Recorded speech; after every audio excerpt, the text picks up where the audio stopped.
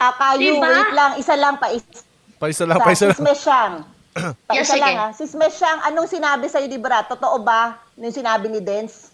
Na ang sabi sa'yo ni Brat, nalaglagan ng anak si Sento? Diyan Oo, galing dati. itong argument. Dati na yun, Paano kasi sinabi? matagal na yun eh. Hindi, sabihin mo sa akin kung paano niya sinabi. Ano yung pagkakasabi niya. Yun lang, bye-bye. Ay nako, nalaglagan yung asawa ni Sento. Tapos, Alam mo ba na yun yung nuclear na sinasabi niya na nalaglagan yung asawa ni Sento? Alam mo yun? hindi ko lang alam ha. Hindi ko masasabing ano. Sabihin mo sa akin kung paano niya sinabi. Ano yung pagkakasabi niya. Yun lang, bye-bye. Ay nako, nalaglagan yung asawa ni Sento. Tapos, shoutout na lang kay Bratanela. Wala sinasabi sa amin si Bratanela. Oh, matagal na Mang Rene. At alam nyo na yan eh. Ayaw nyo lang sabihin ng totoo. Alam ko madidiin ako dito. Walang problema kahit pag bumurahin nyo ako. Yeah. Pag-akyat ko kay Kasi- Kayo, hindi pa rin ako kasali dyan. Kasi sa nga, katulad ng equation sinabi na ko sa live stream na ang burden of proof mo lang naman is patunayan na totoo yung narrative na si Dens ay nalaman kay Mesyang, si Mesyang nalaman kay Brat. Yun lang yung kailangan mo patunayan. Yes. Hindi mo Yes. kailangan patunayan kung totoo yung sinabi ni Brat or kung totoong Yeah, nalaglagan. Anong effect Oo. sa akin nun? Di ba? Wala. Anong effect? Wala. We can actually assume na nagsisinungaling si Mesyang kahit nandiyan siya sa baba ngayon. Ayun So, lang. we can assume that, pero ayun nga ito kasi Mesyang, hindi na importante kung sino yung nagsabi sa kanya. Ang importante dito is alam ni Dens na nagsinungaling sa kanya yung nagsabi sa kanya. Ayun lang. Yun lang. Yun lang ang kailangan nating malaman dito. Diba? Nagsinungaling sa kanya. Shoutout sa inyo lahat. Ganyan. It doesn't matter, right?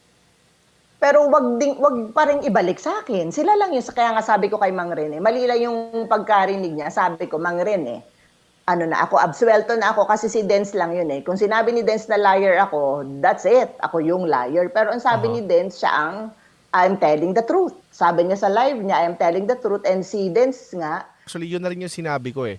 Na dun sa in-upload kong video kay Mesyang na sinabi niya, sabi ko, okay, iwanan ko na yan dyan para namnamin mo Dens. Namnamin mo Dens yung sinabi na dininay ni Mesyang na sinabi ni Brat.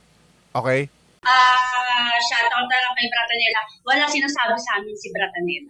right. Okay, so ibig sabihin na ipit si Dens kasi hindi naman yun totoo. So ngayon, iniwanan ko na yun. Okay na yun. Sabi ko, ganito na lang. It doesn't matter kung sino yung nagsabi o hindi. What matters is kung sino nagsabi, nagsisinungaling yun. Kasi hindi totoong nalaglagan nga eh. Ayun nga eh. Ito kasi Mesyang, hindi na importante kung sino yung nagsabi sa kanya. Ang importante dito is alam ni Dens na nagsinungaling sa kanya yung nagsabi sa kanya. Ayun lang. Yun lang. Yun lang ang kailangan nating malaman dito. Diba? Nagsinungaling sa kanya. Shoutout sa inyo lahat. Ganyan. Yes. O, eto Okay. na. Okay, kukonek ko na. So sabi ko, bago ako umakyat, syempre mag-iisip muna.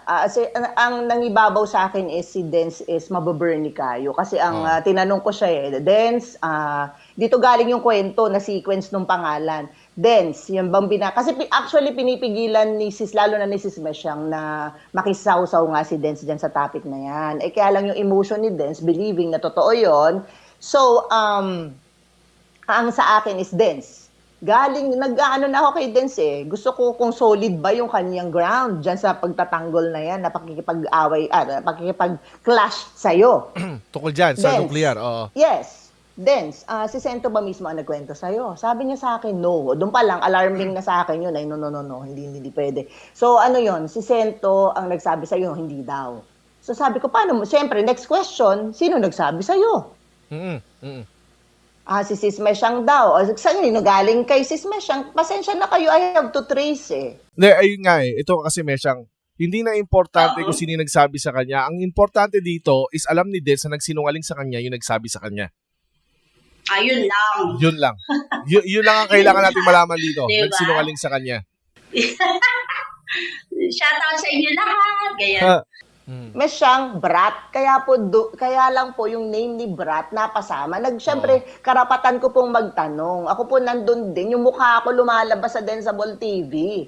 So ayoko yung channel, siyempre yung channel na nandun ka, as much as possible, diba? Yung i-avoid kung ma-avoid yung mga mishaps or things like that. So anyway, umakyat ako because actually ito, ang truth po, may nag-aaway yung mag-asawa.